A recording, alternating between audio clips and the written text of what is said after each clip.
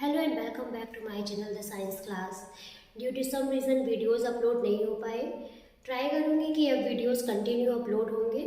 तो चलिए आते हैं टॉपिक पे। हमारा टॉपिक चल रहा है टिश्यू। इसका सब टॉपिक है एनिमल टिश्यूज। ठीक है, हम पढ़ रहे हैं अभी एपिथेलियम टिश्यूज में, जिसमें फर्स्ट था स्क्वैमस एपिथेलियम टिश्यू और सेकेंड है हमारा क्यूबोडियल एपिथेलियल टिश्यू। ठीक है, सेकेंड है क्यूबोडियल एपिथेलियल टिश्यू। क्यूबोडियल जैसा कि नाम से ही क्लियर हो रहा है, क्यूब है ना। क्यूबोडियल जैसा कि नाम से क्लियर हो रहा है कि क्यूब लाइक स्ट्रक्चर। ठीक है, तो ये टिश्यूज कैसे होते हैं? क्यूब के स्ट्रक्चर की तरह होते हैं, क्यूब जैसे होते हैं। ठीक है, ऐसी संरचना होती है, ऐसी संरचना होती है इनकी। ये हो गया आपका बेसमेंट, ये होता है बेसमेंट, और ये जो होते हैं क्यूब लाइक स्ट्रक्चर, ये है क्यूबोडियल एपिथेलियल टिश्यूज। ठीक है, ये इस ऐसे पाए जाते हैं। ये पाए कहाँ जाते हैं? देखिए, found in kidney tubules, sweat glands and salivary glands में। ठीक है, तो किडनी ट्यूब्यूल्स क्या है? जैसे एक छोटा सा स्ट्रक्चर बना के बताती हूँ। ये हो गई आपकी किडनी। ठीक है, यहाँ पे कोई भी आप इनकी लेयर पे कोई भी ट्यूब्यूल्स मतलब कोई भी ट्यूब ले लीजिए। यहाँ पे ट्यूब लाइक स्ट्रक्चर्स हैं, तो यहाँ पे ये कैसे पाए जाएंगे?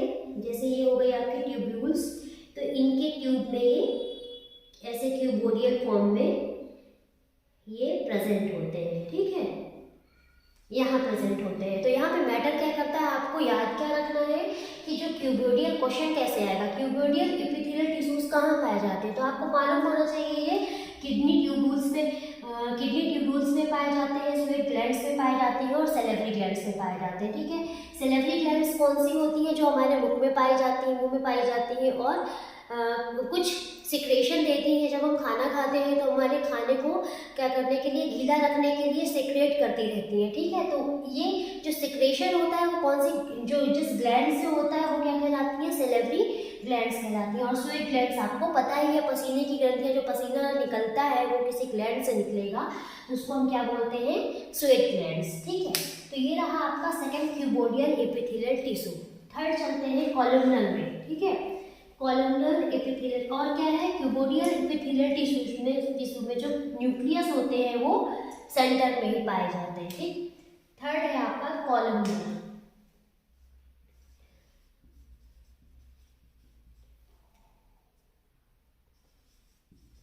कॉलमनर एपिथेलियल टिश्यू, यहाँ पे भी नाम से ही क्लियर हो रहा है, कॉलमनर मतलब कॉलम। ठीक है, तो ये इनकी सेल्स कैसी होती हैं? लार्ज होती हैं, लार्ज होती हैं। और जो इनका न्यूक्लियस होता है वो कहाँ होता है? नीचे होता है। ठीक है, जैसे ये हो गई आपकी, ये हो गया बेसमेंट, ये हो गया आपका इसका, ये हो गया बेसमेंट। ठीक है, और जो सेल्स होती हैं वो कैसी होती हैं? ऐसी होती हैं,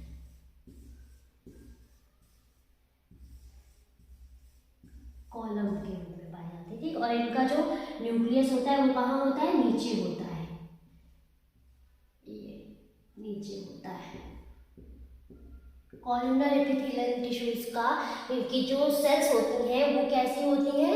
लार्ज होती हैं और कॉलम लाइक स्ट्रक्चर होती है, मतलब लंबी होती है, लार्ज भी होती है, लंबी भी होती हैं। और उनका जो न्यूक्लियस होता है वो बेस में होता है, नीचे होता है। ये ध्यान रखने वाली चीज़ें हैं। अभी पाई कहाँ जाती है? फाउंड इन, कहाँ पाई जाएंगी? ओविडक्ट,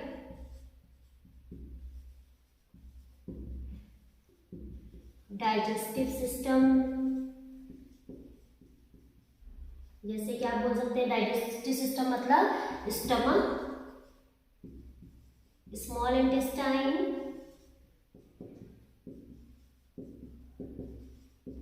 और क्या हो सकता है इसमें? Gall bladder, gall bladder. ठीक है, तो कहाँ पाई जाती है? ये ओविडक्ट में पाई जाती है, हमारे डाइजेस्टिव सिस्टम में पाई जाती है। डाइजेस्टिव सिस्टम में क्या क्या आता है? आपका stomach, small intestine and gall bladder. ठीक है, तो ये कॉलमनर एपिथेलियल टिश्यूज कैसे पाए जाएंगे? जैसे स्टमक हो गया, ठीक, खाना पचाने वाले जो ऑर्गन है स्टमक हो गया, तो ये वहां पे पाई जाती है, ठीक है। अब ओविडक्ट क्या होता है, देखिए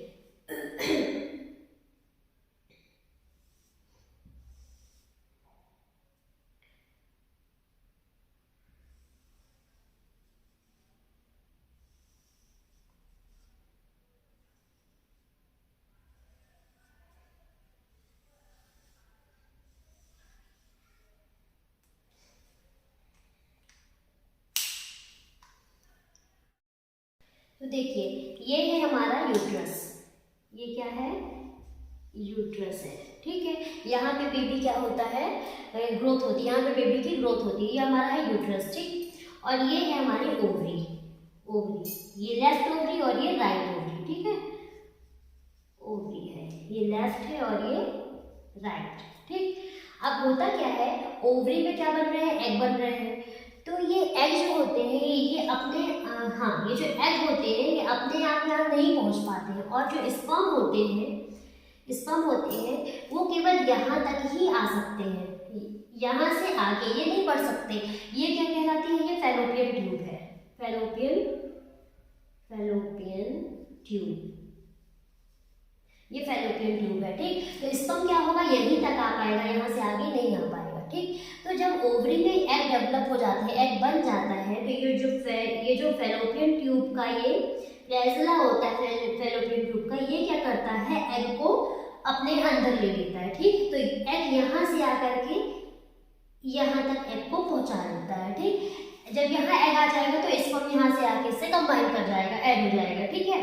तो यहाँ से यहाँ आता कैसे है, क्योंकि इस पार्ट में क्या होते हैं, इस पार्ट का अगर हम बड़ा स्ट्रक्चर देखेंगे कि इस पार्ट में क्या होता है, इस पार्ट में पाया जाता है कॉलमनर एपिथेलियम टिश्यू, ये पाए जाते हैं, ठीक है।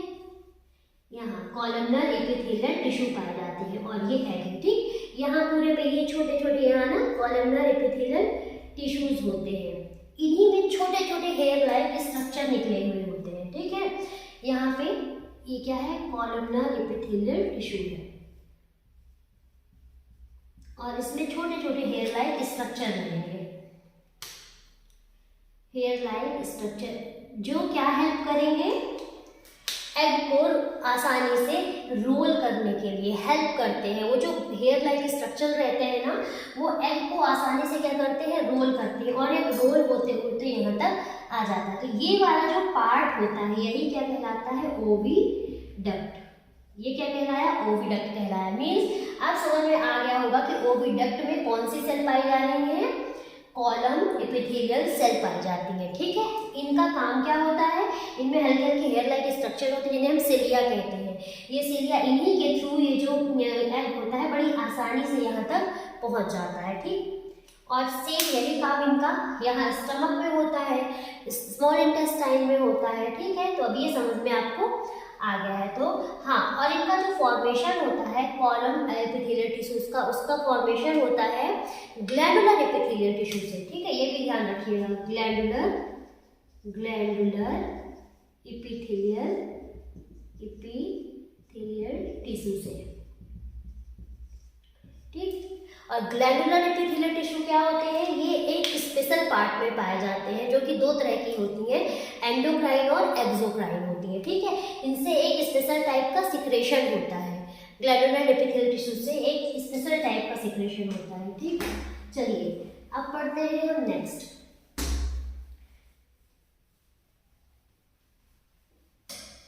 आपका नेक्स्ट है, देखिए ग्लैंडुलर एपिथेलियल टिश्यू पहले बता देते हैं, ये एक स्पेशल टाइप के टिश्यू होते हैं।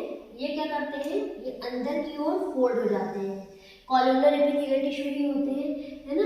ये अंदर की ओर फोल्ड होकर के एक ग्लैंड बना देते हैं, ये ग्लैंड बन गई ना अंदर की ओर, एक्सोक्राइन एंडोक्राइन टाइप की होती हैं और ये सिक्रेट करती रहती है। ये ग्लैंड जैसा स्ट्रक्चर बना देते हैं और यहाँ से सिक्रेशन चालू कर देते हैं, ठीक है। तो एग्जांपल क्या हो गया, जैसे सैलिवरी ग्लैंड, हमारी सैलिवरी ग्लैंड, ठीक है। तो फिर नेक्स्ट पढ़ते हैं अपन ciliated columnar epithelial tissue. Fourth है आपका ciliated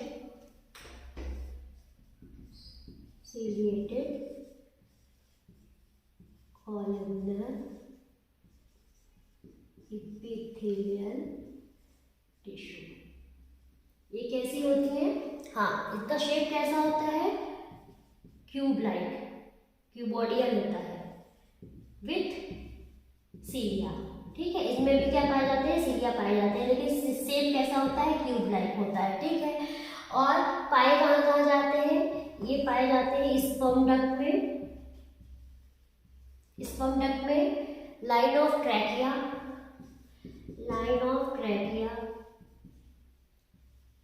ओविडक्ट।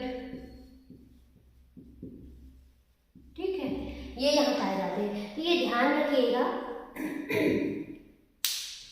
कि हाँ, क्यूबोडियल शेप में होते हैं और इनमें सिलिया पाया जाता है। ठीक है, और एक जगह कहाँ पाए जाते हैं? किडनी ट्यूब्यूल्स में भी पाए जाते हैं, किडनी ट्यूब्यूल्स में। इनका भी सेम काम ही होता है क्योंकि इनमें सिलिया पाए जाते हैं। तो अगर हम बात करते हैं स्पर्म डक्ट की, तो स्पर्म डक्ट भी आपको पता होना चाहिए। डक्ट मीन्स जहाँ से कोई रास्ता मिले। ठीक है, ये हो गया आपका टेस्टिस। ठीक है, ये हो गया आपका टेस्टिस, और यहाँ पे है क्या? स्पर्म। स्पर्म क्या करना है? स्पर्म मूव हो रहे हैं। तो यहाँ पे क्या पाए जाएंगे? ये स्पर्म डक्ट है। ठीक है, तो यहाँ पे क्या पाई जा रही है? क्यूबोडियल कॉलमनर सेल पाई जा रही है, जिनका शेप क्या है? क्यूब लाइक है, स्ट्रक्चर के रूप में है। और इनमें क्या पाए जा रहे हैं? सिलिया पाए जा रहे हैं, मतलब हेयर लाइक स्ट्रक्चर पाए जा रहे हैं, जो कि स्पर्म को मूव करने के लिए हेल्पफुल हो रहे हैं। ठीक है, तो कहाँ पाए जा रहे हैं? ये स्पर्म डक्ट में, लाइन ऑफ ट्रैकिया, मतलब ये जो हमारे पास यहाँ पे ट्रैकिया होता है यहाँ पाए जाते हैं, ओविडक्ट में पाए जाते हैं, और किडनी ट्यूब्यूल्स में पाए जाते हैं। ठीक, ये क्लियर हो गया आपका। तो अब अपन नेक्स्ट पढ़ते हैं कनेक्टिव टिश्यू। ठीक है, अब आते हैं हम नेक्स्ट कनेक्टिव टिश्यू।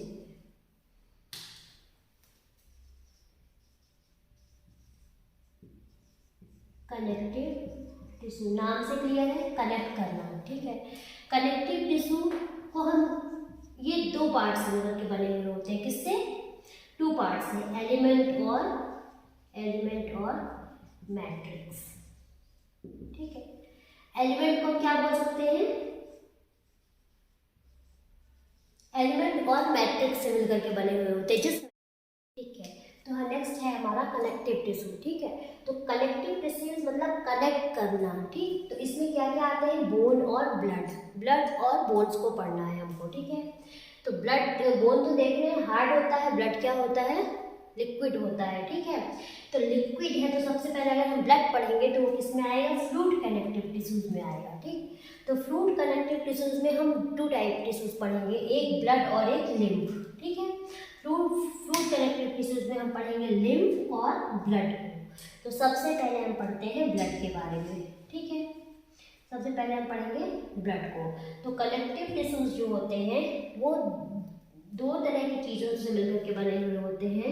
पहला है एलिमेंट और दूसरा है मैट्रिक्स। मैट्रिक्स जो होता है वो जेली जैसी संरचना का होता है। ठीक है, और जो एलिमेंट होते हैं उसको हम कह सकते हैं सेल्स। ठीक है, एलिमेंट्स की जगह हम उसको सेल्स भी बोल सकते हैं। मैट्रिक्स जो होता है वो समटाइम हार्ड भी होता है और जेली लाइक स्ट्रक्चर में भी पाया जाता है। तो सबसे पहले हम पढ़ते हैं फ्लूइड कनेक्टिव टिश्यूज में ब्लड के बारे में। तो चलिए, अगर ब्लड की बात करते हैं तो ब्लड जो होता है वो दो चीज़ों से मिलकर के बना हुआ होता है। पहला होता है प्लाज्मा और दूसरा होता है सेल्स या एलिमेंट। ठीक है, तो ब्लड में जो 55% होता है वो होता है प्लाज्मा और जो 45% होता है वो होती है सेल्स। ठीक, अगर हम कहते हैं कि चलो ब्लड बनाते हैं, जो कि पॉसिबल नहीं है, लेकिन अगर ब्लड के कंटेंट्स को देखते हुए अगर हम देखते हैं कि ब्लड बनाना है तो देखते हैं कि इनमें क्या और कितने परसेंटेज पाया जाता है। तो इसमें बताया मैंने कि प्लाज्मा 55% होता है। तो अगर ब्लड की बात करते हैं तो प्लाज्मा की बात करेंगे तो ब्लड में 90% क्या होता है? वाटर होता है। ठीक है, H2O कितना है? 90%। ठीक, प्रोटीन कितना कर दें? 8%। ठीक है, प्रोटीन 8%। सॉल्ट और हार्मोन्स जो होंगे वो 2%। ठीक है। तो ये वाला पार्ट जो कहलाया वो क्या कहलाया ब्लड का? प्लाज्मा। प्लाज्मा मीन्स प्लाज्मा में क्या क्या है आपका? वाटर 90%, 8% प्रोटीन, 2% आपका हो गया सॉल्ट और हॉर्मोन्स। बाकी के क्या है? सेल्स है, ठीक है। ये हो गई आपकी सेल, ये हो गई आपकी आरबीसी जिसको हम एरिथ्रोसाइट भी बोलते हैं, एरिथ्रोसाइट, ठीक है। और ये हो गई आपकी डब्ल्यूबीसी जिसको हम ल्यूकोसाइट्स भी बोलते हैं। ये क्या कहलाती हैं? ल्यूकोसाइट्स। और हो गया प्लेटलेट्स, प्लेटलेट्स ये हो गई आपकी प्लेटलेट्स जिसको हम थ्रोम्बोसाइट्स भी बोलते हैं। प्लेटलेट्स को क्या बोलते हैं हम? थ्रोम्बोसाइट्स, ठीक। तो ये हो गया आपका ब्लड, ठीक है। तो ब्लड सेल्स 3 तरह की सेल से मिलकर के बना हुआ था, आरबीसीएस, डब्ल्यूबीसी और प्लेटलेट्स, ठीक है। और प्लाज्मा, इनसे मिलकर के क्या बनता है? हमारा ब्लड बनता है। तो आरबीसी जो होती है, आरबीसी जो सेल्स होती हैं उनमें उनके अंदर न्यूक्लियस नहीं पाया जाता, ना ही कोई ही सेल ऑर्गन्स पाए जाते हैं, वो खाली होती है। खाली क्यों होती है? क्योंकि उनको अपने अंदर हीमोग्लोबिन रखना है और साथ में ऑक्सीजन को लेकर चलना है, ऑक्सीजन के वाहक बनता है हीमोग्लोबिन, ठीक है। तो ये हमारे बॉडी में क्या करती है? ट्रांसपोर्टेशन का काम करती है। आरबीसीएस का कलर क्या होता है? रेड होता है और ये ट्रांसपोर्टेशन का काम करती है, ठीक। गैसेस ट्रांसपोर्ट करती हैं, फूड ट्रांसपोर्ट करती हैं, ठीक है, गैस एक्सचेंज करती हैं। तो आरबीसीएस का काम हमारे बॉडी में ये होता है, ठीक है। फिर दूसरा होता है डब्ल्यूबीसी। डब्ल्यूबीसीएस क्या होती है? ये हमारा सोल्जर ऑफ बॉडी भी कहलाती है। मतलब कोई भी फॉरेन पार्टिकल अगर हमारे बॉडी में या बैक्टीरिया कुछ भी अगर एंटर करता है तो उसको हमारी बॉडी को इन्फेक्शन से बचाती है और सबसे पहले उसका भक्षण कर लेती है और इन्फेक्शन होने से हमारे शरीर की सुरक्षा करती है। और ये फैगोसाइटोसिस का भी काम करती है। फैगोसाइटोसिस भी सेम प्रोसेस है। कोई फॉरेन पार्टिकल आया, सेल्स आई या डेड सेल्स हैं, उनको ये क्या कर देती है? खाने का काम करती है और उसको खत्म कर देती हैं। तो डब्ल्यूबीसीएस का मेन काम क्या है? डेड सेल्स या फॉरेन पार्टिकल्स, इनको क्या करती हैं? हटाने का काम करती हैं। और एक चीज और, जो लिम्फोसाइट सेल्स होती हैं वो भी डब्ल्यूबीसीएस ही होती हैं। लिम्फोसाइट सेल्स भी एक टाइप की डब्ल्यूबीसीएस ही होती हैं। ये एंटीबॉडीज जनरेट करती हैं। T cells, B and T cells जो होती हैं वो ये जनरेट करती है डब्ल्यूबीसीज, ठीक है। तो डब्ल्यूबीसीज एंटीबॉडीज भी जनरेट करने का काम करती हैं, ठीक। और जो प्लेटलेट्स होते हैं जिन्हें हम थ्रोम्बोसाइट्स भी कहते हैं, इनका भी बहुत महत्वपूर्ण काम होता है। ये ब्लड क्लॉट करने में मदद करते हैं हमारी। कभी ऐसे ही नेचुरल क्लॉटिंग जो होती है कि हमारा कहीं कट गया है अगर और वो ब्लड लगातार निकलेगा, है ना, तो ब्लड लगातार निकलना नहीं चाहिए, उसको अपने आप क्लॉट हो जाना चाहिए। तो किसकी वजह से होता है? वो प्लेटलेट्स की वजह से होता है, ठीक है, नेचुरल क्लॉटिंग। और अगर नेचुरल क्लॉटिंग नहीं होती है तो ऐसी जो डिसीज होती है उसको हम हीमोफीलिया कहते हैं। हीमोफीलिया में ब्लड क्लॉट होना क्या होता है? रुक जाता है। तो हम ब्लड क्लॉटिंग के लिए क्या जरूरी होते हैं? प्लेटलेट्स जरूरी होते हैं, ठीक है। तो ये हो गया आपका ब्लड के बारे में। अब पढ़ते हैं नेक्स्ट लिम्फ। लिम्फ क्या होती है, ठीक है। तो सेकेंड क्या है? लिम्फ। लिम्फ क्या होते हैं? कलरलेस होते हैं, ठीक है, और वाइट कलर के होते हैं, कलरलेस होते हैं। देखिए क्या होता है कि ब्लड जो होता है ब्लड वेसल्स के अंदर होता है, ठीक है। ये ब्लड वेसल्स हैं, ब्लड वेसल्स, ठीक है। वेसल्स मीन्स ये पाइप लाइक जो स्ट्रक्चर होता है वो वेसल्स है, ठीक है। ब्लड जो होता है ब्लड वेसल्स में अपना मूव करता रहता है, चलता रहता है, ठीक। तो क्या होता है कि इसका काम क्या होता है? ट्रांसपोर्टेशन का। तो ब्लड वेसल्स पे चल रहा है, इसके चारों तरफ क्या पाई जा रही है? सेल्स पाई जा रही है, ठीक है। तो ब्लड क्या करता है? जैसे ऑक्सीजन को सेल्स को पास करेगा, कार्बन डाइऑक्साइड क्या करेगा? खुद ले लेगा। कुछ ज़रूरी जो ग्लूकोज होंगे, फूड मटेरियल होंगे, वो भी सेल्स को देगा, ठीक है। तो ग्लूकोज वगैरह ये सब क्या कर रहा है? सेल्स को दे रहा है। तो यही सब आदान प्रदान एक्सचेंज करते करते जब वो अपना काम करता है तो वेसल्स में थोड़ा प्रेशर आता है। प्रेशर आने की वजह से उससे प्लाज्मा क्या होता है? रिलीज होना शुरू हो जाता है, ठीक है। प्लाज्मा रिलीज होने लगेगा। तो अब आपको पता है कि प्लाज्मा में होता क्या क्या है? वाटर, सम प्रोटीन्स, है ना, कुछ प्रोटीन्स होते हैं, कुछ वाटर होते हैं प्लाज्मा में। तो ये प्लाज्मा के रिलीज होने से जो वाटर और प्रोटीन्स होते हैं ये सेल्स के चारों तरफ क्या होते हैं, फैल जाते हैं। सेल्स के चारों तरफ फैलने के कारण सेल्स जो होती हैं हल्की गीली हो जाती हैं, ये वेट हो जाती हैं, मतलब यहाँ पे वेट जैसा पूरा हो जाता है। एक फ्लूइड क्या होता है, इकट्ठा हो जाता है। इस फ्लूइड को हम क्या बोलते हैं, टिश्यू फ्लूइड। ठीक है, ये जो फ्लूइड इकट्ठा है इसको हम कहते हैं टिश्यू फ्लूइड।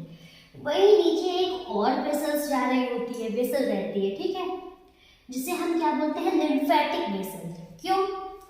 क्योंकि ये जो फ्लूइड टिश्यू है वो किसके अंदर प्रवेश कर जाता है, एंटर करेगा इस वेसल के अंदर। ठीक है, यही जो फ्लूइड था वो लिम्फेटिक वेसल के अंदर क्या हुआ, एंटर कर गया।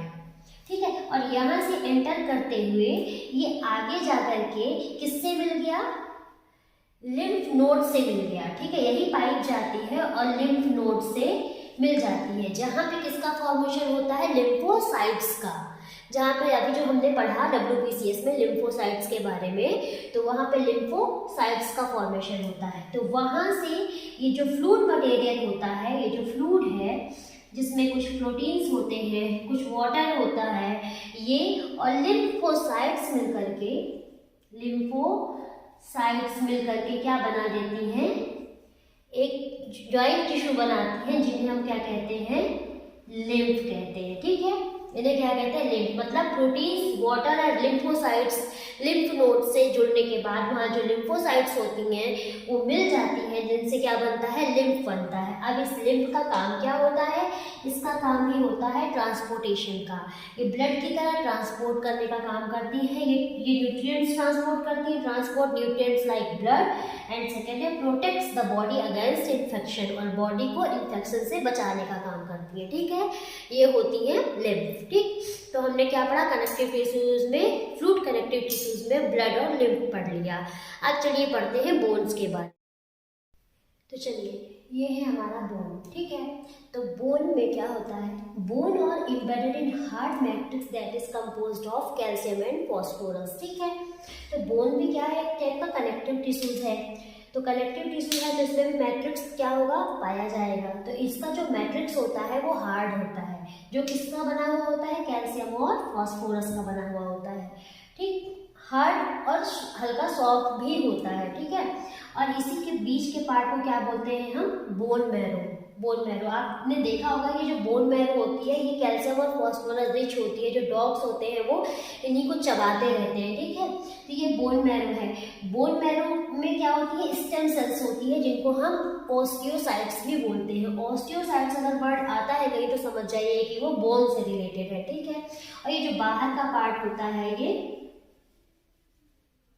बोन का, ये बहुत ही हार्ड होता है। ठीक है, और ये जो अंदर का पार्ट है ये क्या है, बोन मैरो या कैल्शियम और फॉस्फोरस से मिलकर के बना हुआ मैट्रिक्स है। ठीक, इसका फंक्शन क्या होता है बोन्स का, आपको पता है, it forms the framework and support the body. Bone नहीं होगा तो आपकी बॉडी ऐसे मुड़ जाएगी। फ्रेमवर्क का काम करती है, आधार है हमारे शरीर का। It also anchors the muscles and supports. ठीक है, तो यहाँ से आपका कंप्लीट होता है कनेक्टिव टिश्यूज। अब आते हैं अपन फाइबर्स कनेक्टिव टिश्यूज में। ठीक है, अब पढ़ते हैं next fibres connective tissue.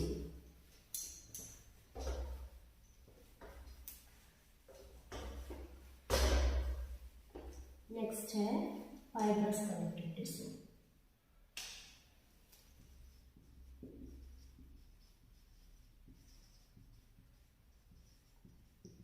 Connective tissue, fibres connective tissue में आता है टेंडन,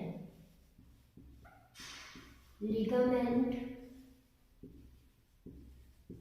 कार्टिलेज,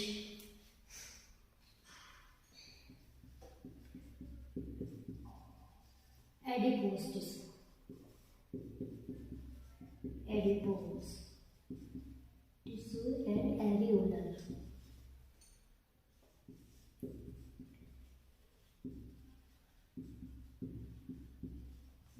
ठीक है, पहला है टेंडन। टेंडन क्या होते हैं, जैसे हमारे ये बोन है,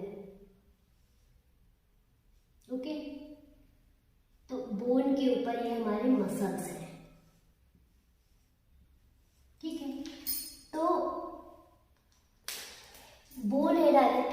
हाथ की, जैसे यहाँ पे हमारी ये बोन है, ठीक है, बोन, यहाँ पे मसल्स भी है ना बीच में, तो बोन और मसल्स अलग अलग रहेंगी तो कैसे काम चलेगा, है ना।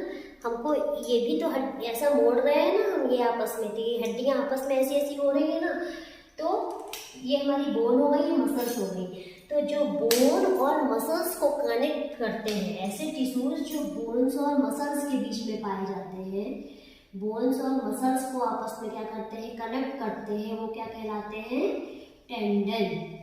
ये ठीक है, बोन्स और मसल्स को कनेक्ट करते हैं, ये हो गई बोन और ये हो गई मसल।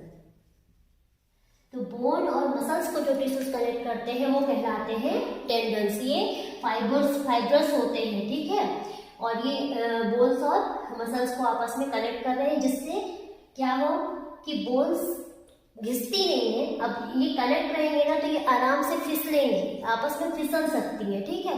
तो यहाँ पे क्या पाए जाते हैं, टेंडन्स पाए जाते हैं। और लिगामेंट क्या होते हैं, जो दो बोन्स को आपस में कनेक्ट करते हैं। बोन को बोन से कनेक्ट करें, बोन को बोन से कनेक्ट करें, वो क्या कहलाते हैं, लिगामेंट कहलाते हैं। ये क्या हो गई, आपकी बोन हो गई और ये भी हो गई बोन, और ये क्या हो गया, लिगामेंट, ठीक है। ये क्या हो गया, टेंडन, ठीक। ये क्या कर रहे हैं, बोन को बोन से, ये वाली बोन हमारी हो गई और एक ये बोन हो गई, ये दोनों बोन आपस में क्या हो गई, किससे कनेक्ट हो गई, लिगामेंट से कनेक्ट हो गई, ठीक। तो ये क्या कहला रहे हैं, लिगामेंट कहला रहे हैं। फिर नेक्स्ट है कार्टिलेज। तो कार्टिलेज कहाँ है, नोज में, ईयर में एंड बोन एंडिंग में, ठीक है। सॉफ्ट टिश्यूज होते हैं यहाँ पे, नोज में, ईयर में जो सॉफ्ट टिश्यूज पाए जा रहे हैं वो कार्टिलेज है, ठीक है। फिर है adipose tissues. Adipose tissues store का काम करते हैं, क्या है, present below the skin, skin के नीचे ही पाए जाते हैं। फिर विद फैट ग्लोब्यूल्स, फैट भरा हुआ होता है एडिपोज टिश्यूज में, और एक्ट एज इंसुलेटर, इंसुलेटर की भांति कार्य करते हैं। जैसे पोलर बियर हो गए ना, और ऊंट में भी एडिपोज टिश्यू पाया जाता है, उसका जो यहाँ पे ऊंचा हुआ भाग होता है ना, वो एडिपोज टिश्यू ही होता है, जिसके अंदर वो फैट ग्लोब्यूल्स को क्या कर लेता है, स्टोर कर लेता है, ठीक है। फिर है नेक्स्ट, फिफ्थ है एरियोलर टिश्यू। एरियोलर टिश्यू का क्या काम है, फिल द कैविटी और स्पेस बिटवीन द ऑर्गन। किसी भी तरह की कैविटी या स्पेस होगा, जहाँ भी होगा वहाँ एरियोलर टिश्यू ही पाया जाएगा, ठीक। तो चलिए नेक्स्ट है अब आपका, नेक्स्ट टिश्यू कौन सा है अब आपका, नेक्स्ट टिश्यू है, ठीक है, तो हमारा है नेक्स्ट मस्कुलर टिश्यू, ठीक। मस्कुलर टिश्यूज क्या हो गई, हमारी मसल्स हो गई। तो मसल्स क्या होती हैं, हमारी मूव करती हैं, कैसे, कॉन्ट्रैक्शन और रिलैक्सेशन के कारण, ठीक है। जब सिकुड़न होती है और रिलैक्सेशन होता है तो हमारी मसल्स क्या होती हैं, मूव करती हैं। और ये कॉन्ट्रैक्शन और रिलैक्सेशन दो प्रोटीन के रिलीज का होने के कारण होता है, एक्टिन और मायोसिन प्रोटीन्स जो होते हैं, ठीक है। तो चलिए हम बात करते हैं अब मस्कुलर टिश्यूज कितने टाइप के होते हैं, ठीक। तो ये 3 टाइप्स के होते हैं। पहला है स्ट्रेटेड, नॉन स्ट्रेटेड और कॉर्डिनेट। तो नॉन स्ट्रेटेड को हम स्मूथ भी बोलते हैं, स्मूथ, ठीक है। तो स्ट्रेटेड मस्कुलर टिश्यूज कैसे होते हैं, सबसे पहले इसके बारे में देखते हैं। ये वॉलेंट्री होते हैं in nature, voluntary in nature, मतलब ये हमारी इच्छा के अनुसार ही काम करते हैं। कहाँ पाए जाते हैं, लिम्स में, मतलब हमारे हाथ और पैर, हाथ और पैर में मसल्स पाए जाते हैं, लिम्स में। वॉलेंट्री इन नेचर मतलब जब हम हाथ को मूव कराना चाहेंगे तभी हमारा हाथ मूव होगा, ठीक है। तो ये वॉलेंट्री होते हैं नेचर में। नॉन स्ट्रेटेड क्या होते हैं, इनवॉलेंट्री होते हैं नेचर में, ठीक है।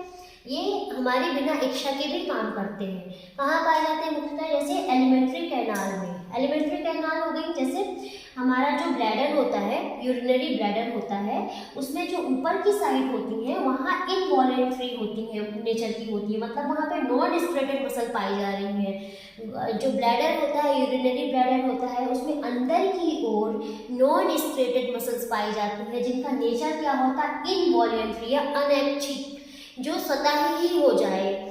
और नीचे की ओर होता है वॉलेंट्री, मतलब जब तक आप रोक सकते हैं यूरिन तब तक वो रुकती है, उसके बाद वो इनवॉलेंट्री इन नेचर की रहती है, ठीक है।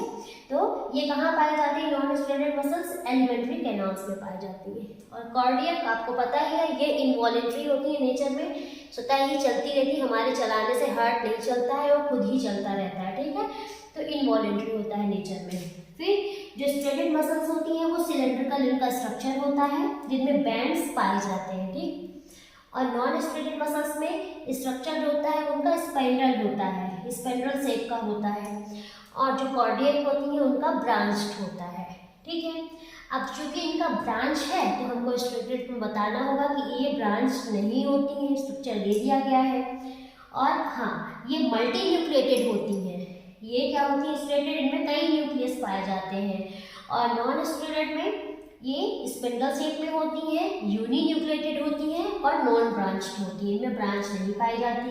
कार्डियक में क्या होती है? स्ट्रेटेड होती है, ब्रांच्ड होती है और यूनी न्यूक्लिएटेड होती है, इनमें भी केवल एक ही न्यूक्लियस पाया जाता है, ठीक है। तो ये हो गई आपकी मस्कुलर टिश्यूज हो गए। Muscular tissues striated, non striated और कार्डियक, 3 टाइप के हो गए। लास्ट है आपके चैप्टर का लास्ट टॉपिक है नर्व टिश्यू। नर्व टिश्यू आपके 6th चैप्टर का लास्ट टॉपिक है नर्व टिश्यू। ब्रेन और स्पाइनल कॉर्ड में पाए जाते हैं, ठीक है। नर्व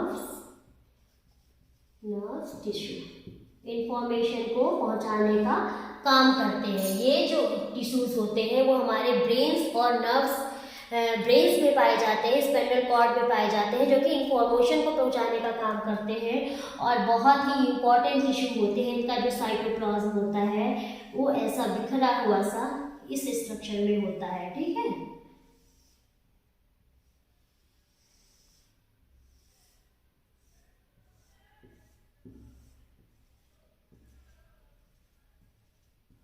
ठीक है, यहाँ पे इनका क्या हो गया? ये हो गया साइटोप्लाज्म, ठीक है। ये हो गया टेल।